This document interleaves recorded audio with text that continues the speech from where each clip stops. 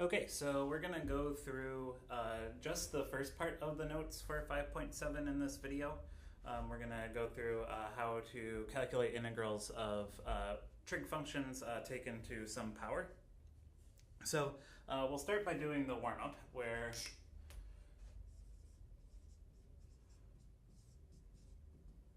we're going to use the half-angle identity.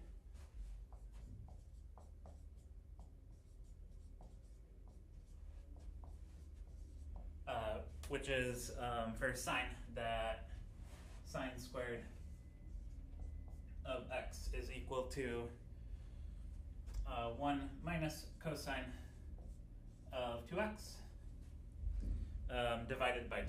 So this is a nice formula for us because it goes from composition of functions where you have sine x plugged into the x squared function, which would be really difficult to just integrate by itself with that composition of functions and not having, you need like a cosine out there to do a u substitution, to this form where the only real thing that's difficult to integrate here is cosine of 2x, but we can do that just using the antiderivative of cosine and the chain rule backwards on the 2x. So this is a really handy formula to use when integrating powers of trig functions. So we're going to use this to evaluate the integral of sine squared of x dx. So go ahead and pause the video and try to do that again using this substitution and take the integral of that right side of the equation.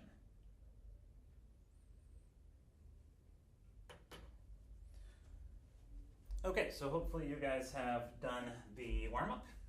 So I'll go through it now and we'll see how this works. So again, integrating sine x squared, we don't really have a u substitution that we can do to take care of that composition of functions, so we can use this half-angle identity and write it as the integral of 1 minus cosine of 2x divided by 2 and then dx.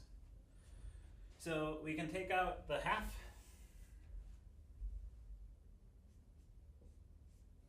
and just write it as the integral of 1 minus cosine of 2x dx, and then integrate these one at a time in that difference there. Okay, so our integral will be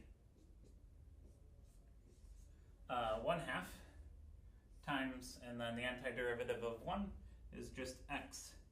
And now for this, we're going to be using the chain rule backwards, so we're going to get minus, and then the antiderivative of cosine is sine, positive sine, and leave the inside the same, sine of 2x. But then we need to divide by the coefficient on x there in order to take care of the chain rule if we're going to do the derivative of this. So we've got to divide by 2 again on that one.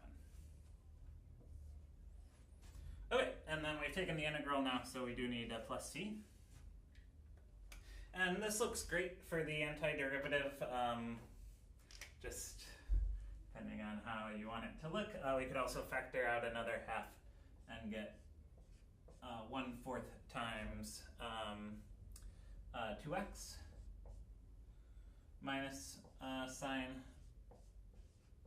of 2x plus c, or you could distribute the half in.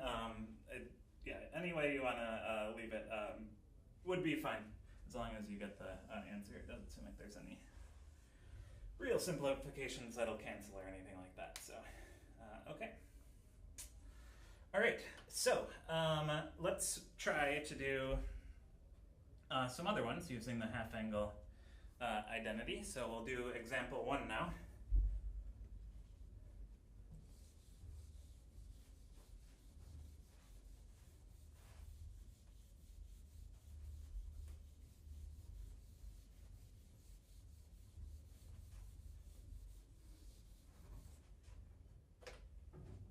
So example 1, and this is the general strategy to use whenever you have only even powers of trig functions. We'll see when you have odd powers of trig functions, it's actually a little bit easier. Okay, so we're going to evaluate the integral of cosine squared x times sine squared x dx. So we're going to be using the half angle identity for this one, and again, it's when you only have even powers on sines and cosines that we're going to do this. So the half angle identities that we use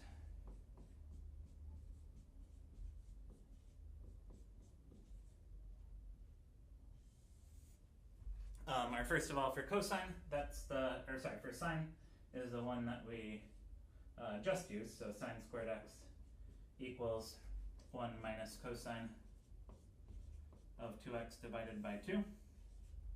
And the other one is for cosine, and that's cosine of x squared equals, so it looks really the same except for just the subtraction is an addition for sine, so we get 1 plus cosine of 2x over 2.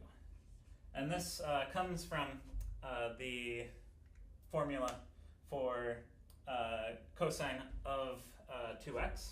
So just if you calculate that, you end up getting sine squared minus cosine squared, or cosine squared minus sine squared, I remember, one of the two. But if you use the Pythagorean identity and solve for the cosine of 2x, then you get these formulas. So okay, but again, this makes antiderivatives of sine squared and cosine squared much easier. Okay, so let's use these for this problem. So let's do the substitution first. So we'll get the integral of cosine squared will give us 1 plus cosine 2x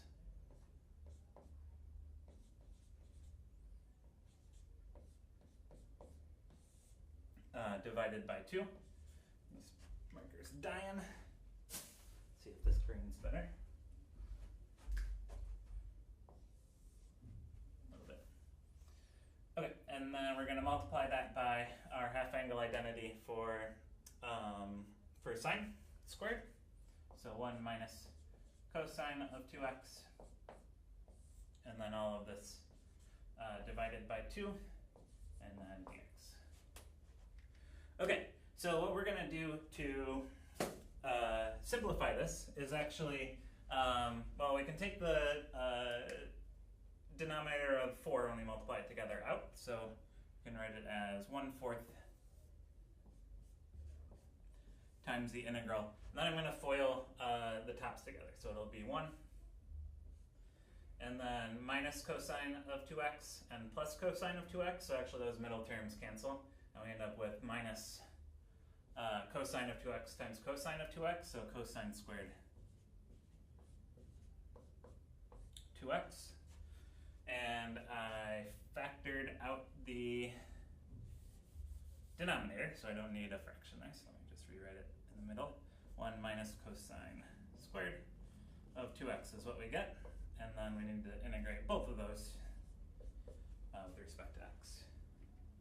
Okay, well, we can integrate one with respect to x. However, we've got the same problem again where we've got cosine squared and got a composition of functions that we can't solve. So we've got to actually use the half angle identity again, but now on cosine squared of 2x instead of just cosine of x. So think about this as you are replacing the x in this formula with 2x, and think about what that would become. So if we plug in 2x here, that's what we have there. So in for this x, we've got to plug in 2x. So the only thing that changes in the formula is that we actually get 4x in for the 2x here, but all the rest will stay the same. So we'll end up with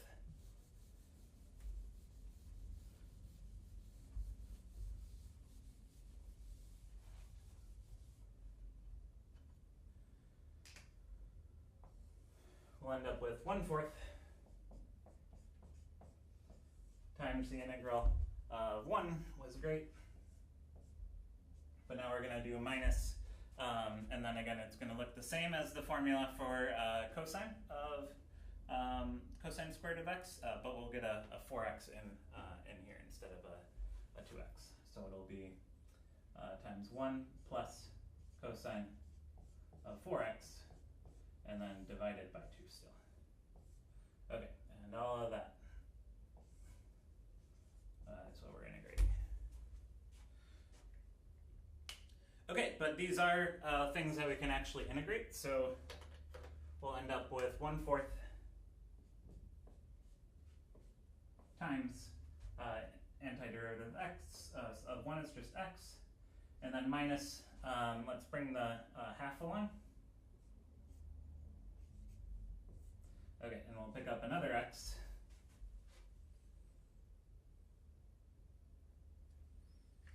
Something seems strange here. Let me just check my notes real quick.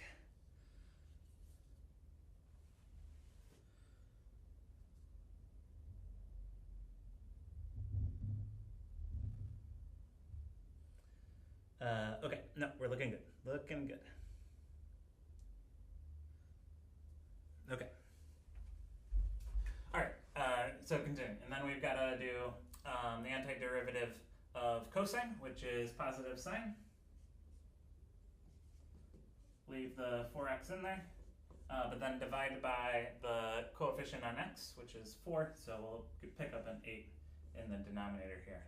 We took an antiderivative now, so plus d. All right, so then it all just comes down to cleaning this up. So let's see what we'll end up getting.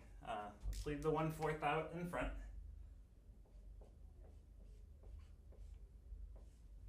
But we can distribute this negative a half. So we'll end up with x minus a half x, so we'll just get positive a half x.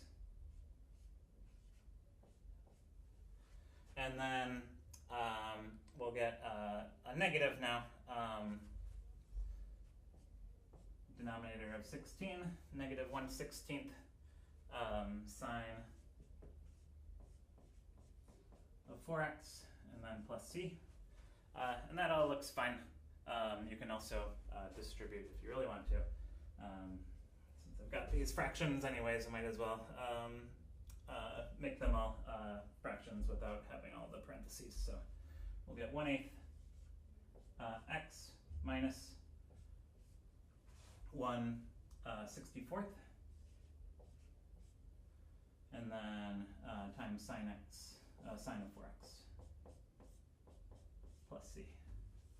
Okay, but again, there's not much you can really do to simplify it in the end, as long as you've got just one x term here and combine those two. That's really about as simplified as you can get. You can choose to factor however much you want out, but yeah, it'll look about the same no matter how you put it. Okay, so that's the general strategy when you have even powers of trig functions. You just want to use the half angle identity and keep on using it until you get it down to a nice cosine of some number times x. It's a lot easier when you have an odd power of a trig function. So we'll do our example 2, where we're doing sine of x to the 5th. Make sure I got that one right. Okay, yeah, looks good.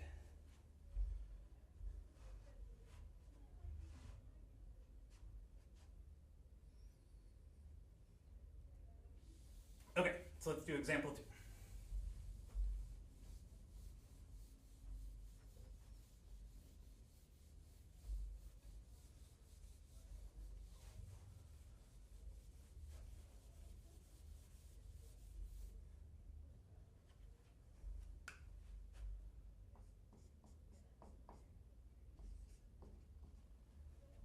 All right, so we're integrating sine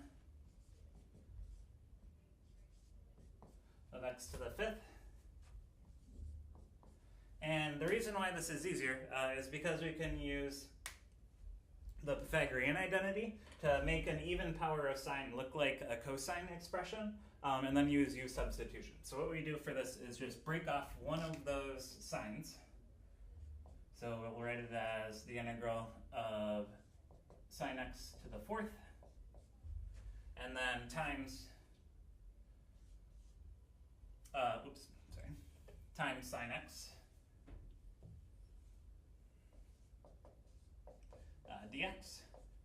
And now we're going to try to write this even power of sine as power of cosine. So remember the Pythagorean identity from algebra and trigonometry.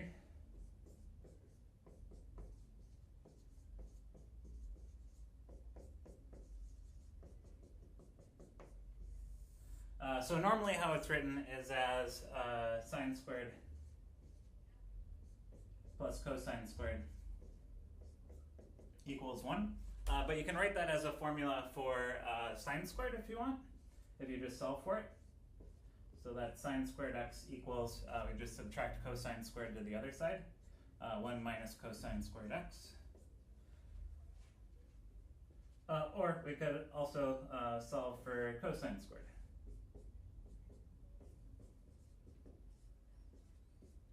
Okay, but what this allows us to do is write a even power of sine or cosine only in terms of the other one, and allow us to do this u substitution. So what we're going to do is think about sine of x to the fourth as sine squared squared. So think about what would happen if we wrote this as sine squared squared. That would be sine to the fourth, and we need to square this guy. Okay, and these two versions of the Pythagorean identity are what you use when you've got an odd power of sine or cosine. Okay, so what will this look like? It'll be equal to the integral of 1 minus cosine squared of x squared. And then times sine of x dx. And it looks like this is going to be complicated, but it's not bad because we've got this sine x just sitting there. So now it's set up where we've got the derivative of cosine just sitting right here, maybe up to a sine. But we can do a u substitution where we let u equal cosine x. And then du is going to be negative sine x dx. So, well, we don't have negative sine x, so we'll just need negative du, so pick up a negative is equal to sine x dx. Okay, and we'll use that substitution to write our integral. So we'll end up with negative integral of, in parentheses, 1 minus u squared, square that. But now the sine x and the dx are taken up by the negative du. So just du. Okay, and this looks ugly. Looks like we got composition of functions and don't know how to deal with that, but it's just a polynomial. We don't have any other e to the x or trig function or anything like that. We can just expand this out as a polynomial and write it as the integral one term at a time. Okay, so let's see how that works out.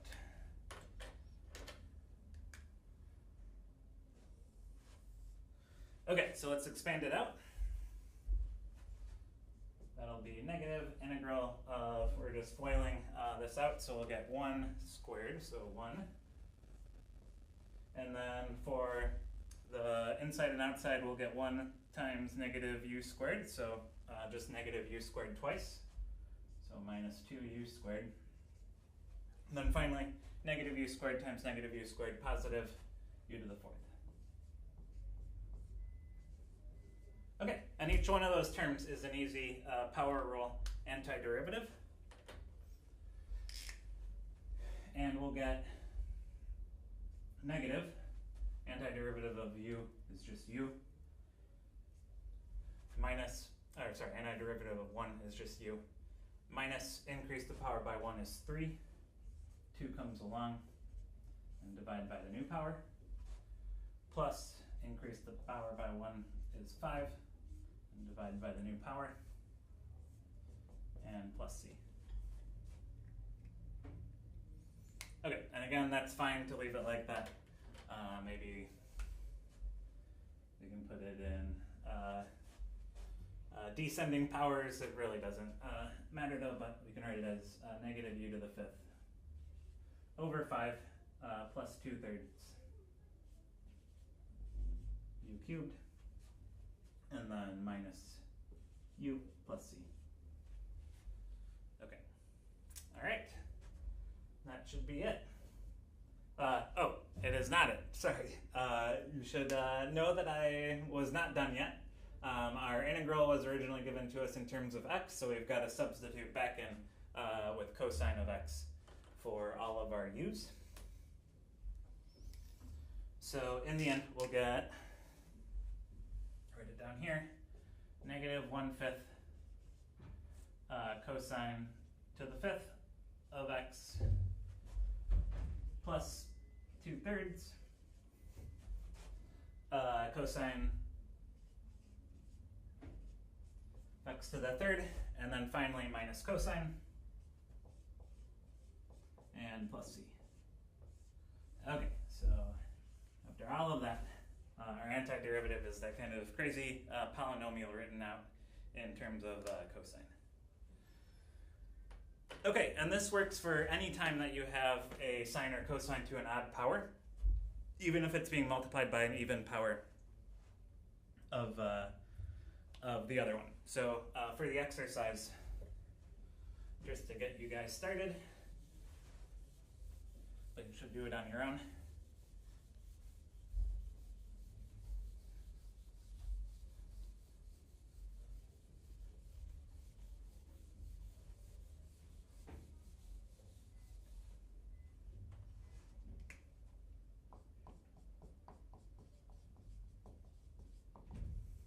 Okay, so you're taking the antiderivative of sine of 2x, so an even power of sine, but it's an odd power of cosine.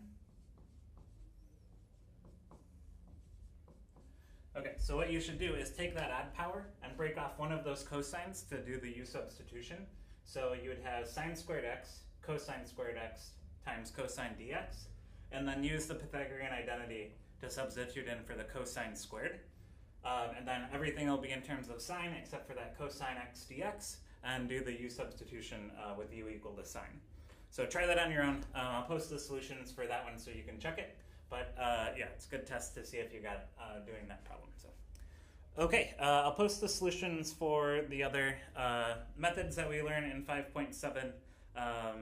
Either if I have time to do trig substitution, I'll do it, but we need more time to go over all of these methods, so I'll do some of them in class and push the schedule back by a day. But okay, all right, see ya.